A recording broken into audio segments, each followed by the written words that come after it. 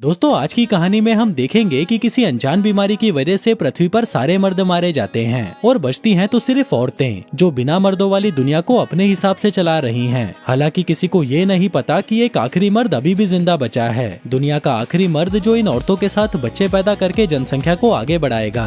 तो कहानी की शुरुआत एक अनजान बीमारी से होती है जो अचानक पूरी दुनिया में फैल गई और उसने लोगों को मारना शुरू कर दिया। लेकिन सबसे अजीब बात तो ये थी कि इस बीमारी से सिर्फ आदमी ही मर रहे थे, औरतों पर इसका कोई असर नहीं हो रहा था, जिसके चलते कुछ ही महीनों के अंदर पृथ्वी से सारे मर्द विलुप्त हो गए। धीरे धीरे इस बीमारी को फैले 8 साल बीत चुके थे और अब दुनिया में सिर्फ औरतें ही बची थीं। वहीं अमेरिका में हम एक ऑर्गेनाइजेशन गीली कच्छी ग्रुप को देखते हैं जो कि पूरी दुनिया को कंट्रोल कर रही थी।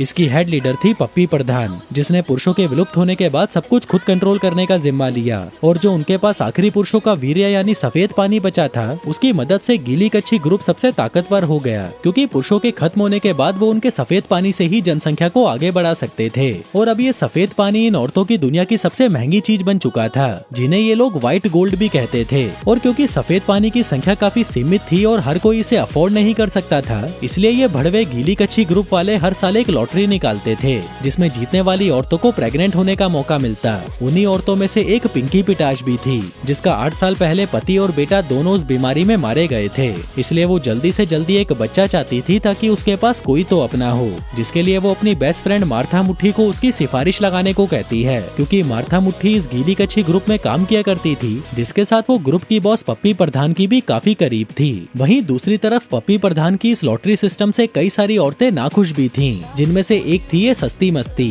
और आज भी जब पप्पी प्रधान स्टेज पर स्पीच दे रही थी, तभी सस्ती मस्ती उस पर अपनी ड्रिंक फेंक देती है, जिसके बाद एक ऑफिसर छप्पन छुरी उसे गिरफ्तार कर लेती है। लेकिन जैसे ही वो दोनों पुलिस स्टेशन में आती हैं, सस्ती मस्ती छप्पन छुरी से लिपट जाती है और वो दोनों वहाँ पर दबा दबा कर मजदूरी करने लगती हैं। और तभी हमें पता चलता है कि छप्पन छुरी और सस्ती मस्ती रिलेशनशिप में हैं। दरअसल इस दुनिया में कोई आदमी तो थे नहीं, इसलिए अब औरतों को ही आपस में कैंचियां चलानी पड़ती थी। आगे एक दूसरे का पानी निकालने के बाद छप्पन छुरी उसे समझाती है कि तुम्हें पप्पी प्रधान का विरोध करना बंद कर देना चाहिए, क्योंकि पप्पी प्रधान ही उस गीली कच्छी ग्रुप की मालकिन है और उसके दम पर ही वो सब कुछ कंट्रोल कर पा रही है। तभी छप्पन छुरी को वहाँ पर किसी के आने का एहसास होता है, तो वह जल्दी से सस्ती मस्ती को बेहोश कर देती है। उधर दूसरी तरफ आज पिंकी पिटाश का नाम उस लॉटरी में निकल आता है, जिससे वह बहुत खुश होती है। इसके बाद जब पिंकी पिटाश मार्था मुट्ठी के साथ अपने फार्म में काम कर रही थी, तभी वहाँ पर ऑफिसर छप्पन छुरी सस्ती मस्ती को छोड़ने आती है। उसने उसे सजा के तौर पर नशे की दवाई दे रखी थी, जिस वजह से अब वो 5 दिनों तक नशे में रहेगी। फिर अगले दिन पिंकी पिटाश गीली कच्छी ग्रुप में जाती है ताकि वो अपनी गुलाबी गुफा में उस सफेद पानी को डलवा सके। लेकिन वहाँ पर उसे रोजमेरी नाम की एक औरत मिलती है, जो उसे बताती है कि उस लॉटरी में नाम आने के बाद भी मैं प्रेगनेंसी की दूसरी स्टेज तक नहीं पहुंच पाई, क्योंकि मेरा शरीर अब उस लायक ही नहीं बचा कि मैं बच्चा पैदा कर पाऊं। आगे सफेद पानी डलवाते वक्त पिंकी पिटाश की भी फटी पड़ी थी कि कहीं उसका हाल भी रोजमेरी जैसा ना हो जाए। वहीं दूसरी तरफ जब मार्था मुट्ठी पप्पी प्रधान के ऑफिस में साफ सफाई कर रही थी, तभी वह गलती से पप्पी प्रधान की बातें सुन लेती है, जहाँ पर वो अपने एक डॉक्टर को अकेले में बता रही थी कि हमारे पास एक ऐसा खजाना है जिसकी मदद से हम हमेशा इस दुनिया पर राज कर सकते हैं और ये सारी बहन की लिमड़ियाँ पूरी जिंदगी मेरी गुलामी करेंगी। लेकिन तभी वो वहाँ पर मार्था मुट्ठी को देख लेती है, जिसके बाद वो डॉक्टर को बाहर भेजकर उसे धमकाने लगती है। कहती है कि अगर आज के बाद तूने कभी भी मेरी पर्सनल बातें सुनी तो मैं तेरी घुंघराली झांटों में आग लगा दूंगी। वहीं 5 दिन पूरे होने के बाद सस्ती मस्ती भी अब नॉर्मल हो चुकी थी, जिसके बाद वो बाहर अपने दोस्तों से मिलने चली जाती है। फिर शाम को जब पिंकी पिटाश और मार्था मुट्ठी घर वापस आती हैं, तो वह देखती हैं कि सस्ती मस्ती कहीं भी नहीं थी, जो देखकर उन दोनों की फटने लगती है कि कहीं ये बहन की लिमड़ी कोई गड़बड़ी ना कर दे। जिसके बाद वो दोनों जल्दी से गाड़ी लेकर उसे ढूंढने निकल जाती हैं। लेकिन तभी जल्दबाजी में कोई उनकी गाड़ी से टकरा जाता है। वो दोनों डरती हुई बाहर निकलती हैं कि कहीं उन्होंने सस्ती मस्ती को तो नहीं ठोक दिया, पर तभी सस्ती मस्ती उनके पीछे से वहाँ पर आती है और पूछती है कि क्या हुआ। जिसके बाद वो तीनों जैसे ही उस इंसान को देखती हैं, तो उन्हें अपनी आंखों पर यकीन ही नहीं होता, क्योंकि वहाँ पर एक आदमी था।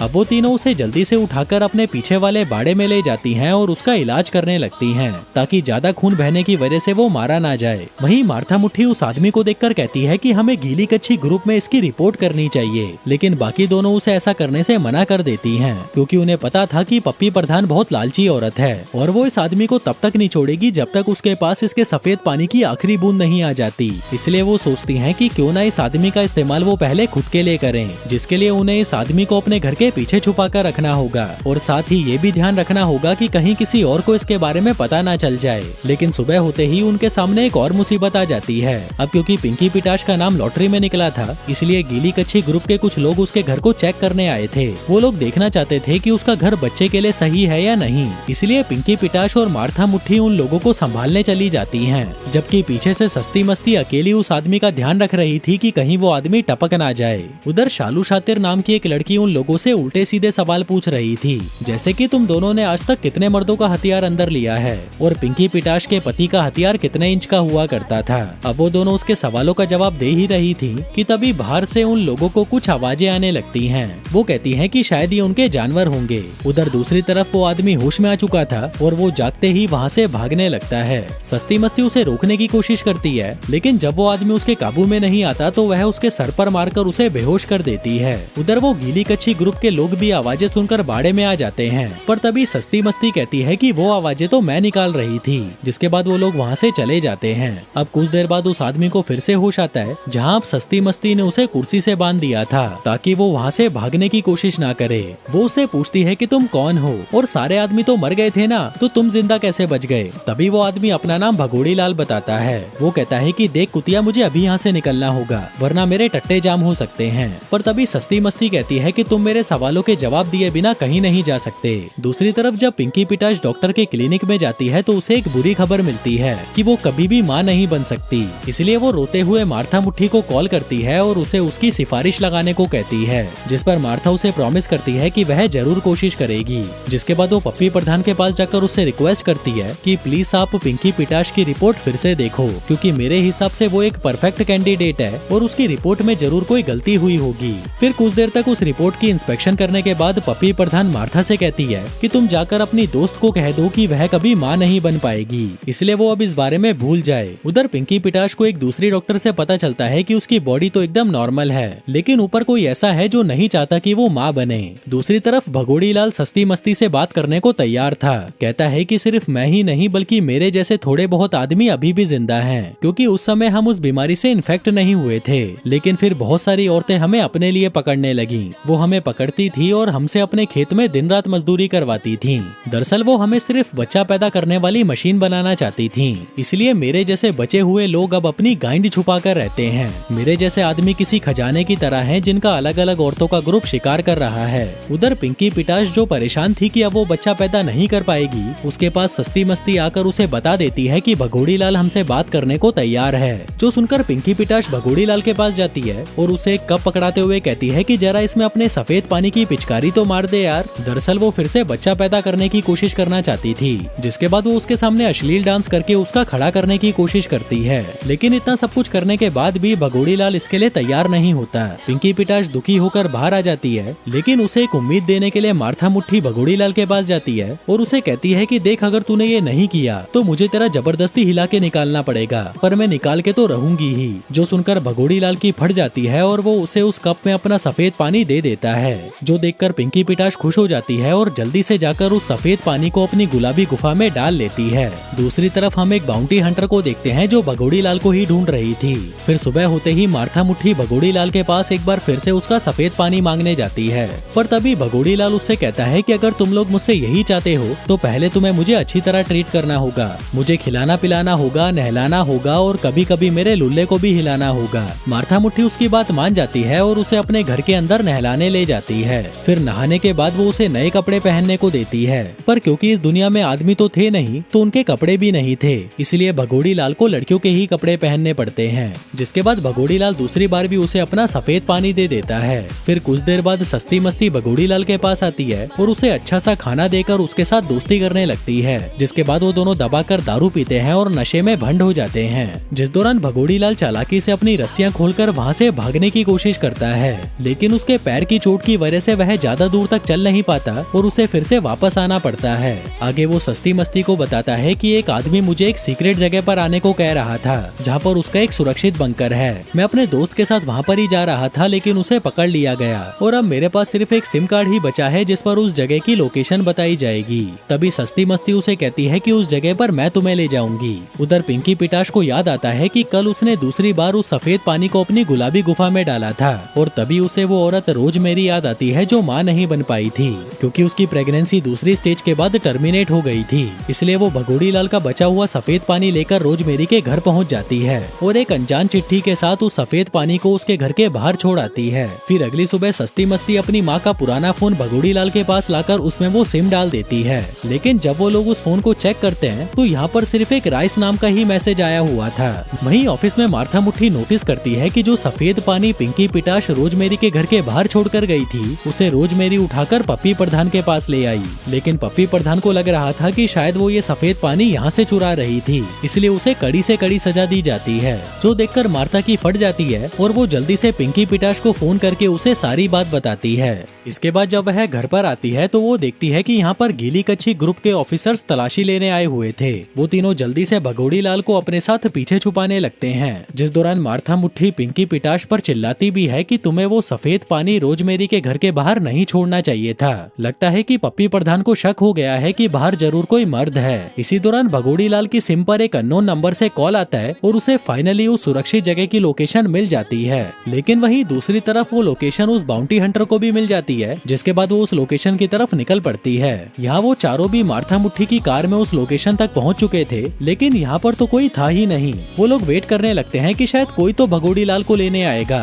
लेकिन जब 5 घंटे के इंतजार करने के बाद भी वहाँ पर कोई नहीं आता, तब भगोड़ी लाल और सस्ती मस्ती मूतने के लिए कार से बाहर निकल जाते हैं। पर तभी उन्हें वो बाउंटी हंटर अपनी ओर आती हुई दिखाई देती है, जो देखकर वो दोनों जल्दी से कार में बैठकर वहाँ से दूर जाने लगते हैं। कहते हैं कि ये भीसड़ी वाली हमारे पीछे क्यों पड़ी है। उधर भगोड़ी लाल को कुछ समझ नहीं आ रहा था कि इसे हमारी लोकेशन पता कैसे चली। जिसके बाद वो लोग भागते हुए एक मेले में चले जाते हैं और भगोड़ी लाल को बाकी औरतों से बचाने के लिए वो चारों उसे पूरी तरह से कवर कर लेती हैं, क्योंकि अगर किसी भी औरत ने भगोड़ी लाल को देख लिया तो वो सभी उसके लिए तुरंत घोड़ी बन जाएंगी। जिसके बाद वो उसे एक मैस्कॉट का ड्रेस पहनाकर उसे भीड़ से दूर ले जाने लगती हैं। तभी पिंकी पिटाश को अचानक उल्टियां होना शुरू हो जाती हैं, जिसका मतलब था कि वह फाइनली प्रेग्नेंट हो गई है। वहीं मेले में मार्था मुट्ठी को उसके ऑफिस की लड़कियां पहचान लेती हैं और उसे भी उसके साथ काम करने के लिए कहती हैं। लेकिन इसी बीच वो देखती है कि वो बाउंटी हंटर भगोड़ी लाल को ढूंढते हुए यहाँ पर भी आ चुकी है। उधर भगोड़ी लाल भागकर एक मिरर हाउस में छुप जाता है और वो तीनों उसे बचाने के लिए उसके पीछे जाती हैं। लेकिन वहाँ पहुँचने के बाद वो तीनों खुद ही खो जाती हैं। वहीं पिंकी पिटाश तो बहुत खुश थी कि वह भगोड़ी लाल की वजह से प्रेग्नेंट हो गई थी, पर तभी वो हंटर भगोड़ी लाल को पकड़कर बेहोश कर देती है और उसे उठाकर अपने साथ ले जाती है। अब उन तीनों को कैसे भी करके भगोड़ी लाल को बचाना था, इसलिए पहले तो वो बहुत ही मुश्किल से उस मिरर हाउस से बाहर निकलती हैं और बाहर आकर देखती हैं कि वो हंटर भगोड़ी लाल को अपनी गाड़ी में पटककर वहाँ से भाग रही थी, जो देखकर पिंकी पिटाश सबसे पहले भागकर उस हंटर की गाड़ी में छुप जाती है, जबकि पीछे से सस्ती मस्ती और मार्था मुट्ठी उन्हें अपनी गाड़ी से फॉलो कर रही थी। उधर पिंकी पिटाश हंटर की गाड़ी में किसी काम की चीज को ढूंढने लगती है, जिसके इस्तेमाल से वो हंटर पर वार करके भगोड़ी लाल को छुड़ा सके, जहाँ उसे कुछ बेहोशी वाले इंजेक्शन मिल जाते हैं। थोड़ी देर बाद हंटर एक ऑयल स्टेशन पर गाड़ी रोककर भगोड़ी लाल को अपने साथ अंदर ले जाने लगती है और तभी पिंकी पिटाश एक फावड़ा उठाकर भगोड़ी लाल को बचाने जाती है, जिस दौरान वो काफी सारे बेहोशी वाले इंजेक्शन हंटर की ओर फेंकती है, जिसमें से एक उसे सही जाकर लगता है और वह बेहोश हो जाती है। जिसके बाद पिंकी पिटाश भगोड़ी लाल को हंटर की गाड़ी में डालकर उसे वापस ले जाने लगती है,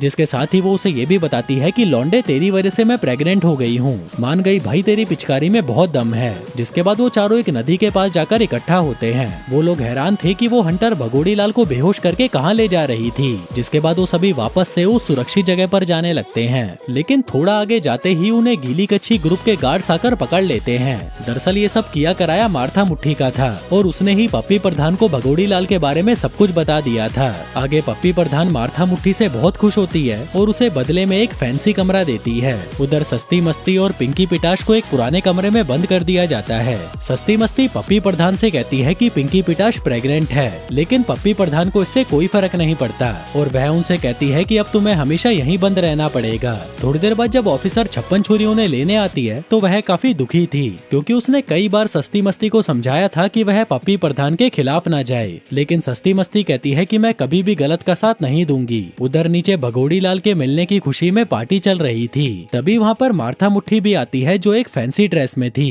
हालांकि उसे काफी बुरा लग रहा था कि उसे अपने दोस्तों को ही धोखा देना पड़ा। उधर भगोड़ी लाल जिसको बांध कर रखा गया था वो मार्था को देखकर उसे गालियां देने लगता है। कहता है कि भीड़ की लिमंडी तेरी जैसी दोस्त से तो दुश्मन अच्छे हैं। तभी वहाँ पर पप्पी प्रधान आती है और कहती है कि क्यों ना हम सभी मिलकर भगोड़ी लाल से उसका सफेद पानी हासिल करें, जिसके लिए तुम सभी को मिलकर भगोड़ी लाल का खड़ा करना पड़ेगा। लेकिन जब भगोड़ी लाल इसके लिए तैयार नहीं होता तब वह सभी औरतें मिलकर उस पर टूट पड़ती हैं और उसके साथ जबरदस्ती करने लगती हैं। वहीं पीछे से ऑफिसर छप्पन छुरी सब कुछ देख रही थी कि भगोड़ी लाल के साथ कितना गलत हो रहा है। तभी पप्पी प्रधान मार्था को ऑर्डर देती है कि चल इसका सामान हिला और इसकी गाड़ी मलाई निकाल। लेकिन अब तक मार्था को भी गुस्सा आ चुका था और वह पप्पी प्रधान पर चिल्लाने लगती है। कहती है कि भीसड़ी की तू एक बेकार लीडर है, तू हमेशा खुद के बारे में सोचती है, तेरे जैसी लालची औरत तो मैंने आज तक नहीं देखी। जिसके बाद पप्पी प्रधान के कहने पर मार्था को भी अरेस्ट कर लिया जाता है और डॉक्टर को आदेश दिया जाता है कि वो इन तीनों को नशे की दवाई का ऐसा डोज दे जिससे ये लोग पूरी उम्र नशे में रहें। वहीं ये जानकर ऑफिसर छप्पन छुरी को बहुत बुरा लगता है। तभी वो डॉक्टर को कोई दवा लेने के लिए बाहर भेज देती है और जैसे ही वो डॉक्टर पीछे मुड़ते हैं ऑफिसर छप्पन छुरी उन्हें बेहोश कर देती है और सस्ती मस्ती और पिंकी पिटाश को छुड़ा लेती है। जिसके बाद वो सस्ती मस्ती को उसे बेहोश करने को कहती है ताकि वो ऐसा दिखा सके कि वो तीनों डॉक्टर्स और छप्पन छुरी को बेहोश करके वहाँ से भाग गयी। तभी वो लोग छप्पन छुरी को बेहोश करके वहाँ से भाग जाती हैं। वहीं मार्था लगातार उनसे माफी मांगे जा रही थी, लेकिन सस्ती मस्ती और पिंकी पिटाश उसे इतनी जल्दी कैसे माफ करती, क्योंकि भगोड़ी लाल तो अभी भी पप्पी प्रधान के पास था। इसलिए अब वो भगोड़ी लाल को छुड़ाने के लिए साथ में काम करने का फैसला करती हैं। फिर अगले दिन जब पप्पी प्रधान भगोड़ी लाल को अपने साथ लेकर लैब में जा रही थी तभी उसके सामने गाय आ जाती है और उसे गाड़ी रोकनी पड़ती है। और इसी चीज का फायदा उठाकर मार्था पहले तो पप्पी प्रधान को बेहोश करती है और फिर सस्ती मस्ती भगोड़ी लाल को छुड़ाने लगती है। लेकिन तभी पप्पी प्रधान को होश आ जाता है और वो भगोड़ी लाल पर गन पॉइंट कर देती है। पर तभी वो तीनों भगोड़ी लाल को बचाने के लिए उसके सामने आ जाती हैं। जिस दौरान मार्था पप्पी प्रधान के हाथ पर काटकर उसकी गन नीचे गिरा देती है और जल्दी से उसे फिर से बेहोश कर देती है। लेकिन तभी भगोड़ी लाल उनके पीछे से भाग जाता है और वो सुरक्षित जगह पर जाने लगता है। पर वहाँ जाकर वो देखता है कि बिल्डिंग के सभी दरवाजे बंद होते हैं। लेकिन तभी उसके चेहरे को डिटेक्ट करके एक दरवाजा खुल जाता है जिसके अंदर पहले भगोड़ी लाल जाता है और उसके पीछे बाकी तीनों लड़कियां भी आ जाती हैं। वहीं उन सबको देखकर हंटर भी वहाँ पर आ जाती है, जिस पर वो तीनों हंटर से कहती हैं कि प्लीज भगोड़ी लाल को जान से मत मारो। तभी हंटर उन्हें कहती हैं कि अब एक गाइंड की अंधियों में भगोड़ी लाल की रक्षा करने आई हूँ। वो बताती है कि मैं तो दुनिया के बचे हुए आखिरी मर्दों को बचाने का काम करती हूँ। दरअसल मर्दों को एक झूठा मैसेज भेजा जाता है कि ये एक सुरक्षित जगह है, पर असलियत में तो ये उन्हें पकड़ने के लिए एक जाल है। मैं तो शुरू से ही भगोड़ी लाल को यहाँ पर आने से रोक रही थी, पर तुम लोगों ने मुझे कुछ भी समझाने का मौका ही नहीं दिया। इसी दौरान वहाँ पर बेहोशी वाली गैस छोड़ दी जाती है, इसलिए हंटर भगोड़ी लाल और बाकी लड़कियों को वेंटिलेशन वेंट में घुसाकर बाहर निकाल देती है। लेकिन इस सब के दौरान वो खुद वहाँ पर फंस जाती है। जिसके बाद वो चारों आगे बढ़ते हैं और उस वेंट को तोड़कर नीचे आ जाते हैं। लेकिन उनके सामने जो नजारा था वो देखकर उनकी आंखें फटी रह जाती हैं। यहाँ पर और भी आदमी थे जिन्हें कुर्सियों से बांधकर उनका पानी निकाला जा रहा था। तभी सामने से पप्पी प्रधान अपनी डॉक्टर के साथ आती है और कहती है कि ये असल में मेरा ही बेस है। तुम्हें क्या लगा इतने सालों से ये सफेद पानी कहाँ से आ रहा है? क्या ये सब मेरा बाप छोड़कर गया था या तेरा बाप? और जो भगोड़ी लाल को सेफ लोकेशन का मैसेज मिला था वो भी एक ट्रैप था, ताकि बचे हुए आदमी अपने आप ही हमारे जाल में फंस जाएं। इस तरह से बाहर की दुनिया को कभी ये पता ही नहीं चलेगा कि कुछ आदमी उस बीमारी से बच गए थे और वो अभी भी जिंदा हैं। तभी उनके सामने एक और आदमी आता है जिसे देखकर उनकी फटकर 464 हो जाती है, क्योंकि वो आदमी और कोई नहीं बल्कि पिंकी पिटाश का पति टट्टा राज था, जो 8 साल पहले मर चुका था। तभी भगोड़ी लाल उसे देखकर कहता है कि ये तो वही आदमी है जो सभी मर्दों को बहकाकर यहाँ पर बुला रहा था, मतलब कि ये भी पप्पी प्रधान से मिला हुआ है और ये दोनों मिलकर आदमियों का सफेद पानी निकालते हैं और सब कुछ कंट्रोल करते हैं। तभी पप्पी प्रधान के कहने पर भगोड़ी लाल को भी पकड़कर बाकी आदमियों के साथ वहाँ पर बांध दिया जाता है, जबकि उन लड़कियों को तो कुछ भी समझ नहीं आ रहा था कि भीड़ के लिंड ये सब चल क्या रहा है।